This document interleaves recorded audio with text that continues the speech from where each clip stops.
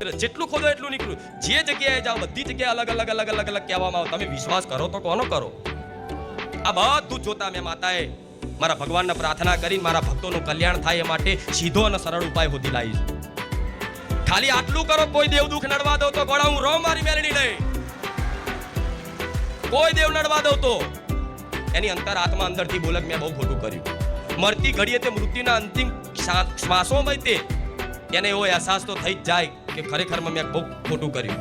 પણ અત્યારથી તમને મૃત્યુ પહેલાય તે અહેસાસ થઈ ગયો છે કે ખરેખરમાં માં તારી વાત સાચી છે. અત્યાર સુધી માં અમે બહુ ખોટું કર્યું, પણ માં અવધ પારિજાત ધામ આવી અને તારા ભરોસાના દમ ઉપર, તારા વિશ્વાસ ઉપર અમે પારિજાત ધામ આવી અને એવો સંકલ્પ કરીએ છીએ કે માં જેટલા બને ને એટલા અવશ્ય પુણ્યના કાર્યો કરવા છે, સેવાના કાર્યો કરવા છે, માં સારા કાર્યો કરવા છે. ખરાબ આદતો, ખરાબ લતો બધું છોડવું છે. માં કૃપા રાખજે. તો હું ખુખાર મેલડી કૃપા રાખી. પરિવર્તનશીલ છે આ સંસારમાં. સમય સમય બધું પરિવર્તન થાય છે. કાલચક્ર છે ને, કાલચક્ર, એ કાલચક્ર ફરન જેમ સમય આ કાંટો નહીં ફરતો ટક ટક ટક ટક ટક, એ કાંટામાં બધું પરિવર્તન થાય.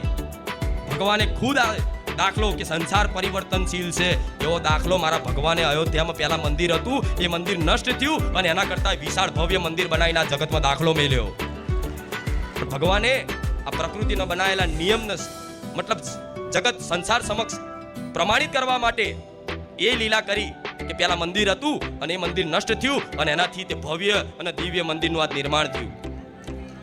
તો એનો મતલબ એ છે કદાચ નષ્ટ ના થયું હોત તો આ જે અત્યારે હાલ જે મંદિર છે, હાલ જે ભગવાનનું દિવ્ય મંદિરની સ્થાપના થઈ છે એ ના થઈ હોત.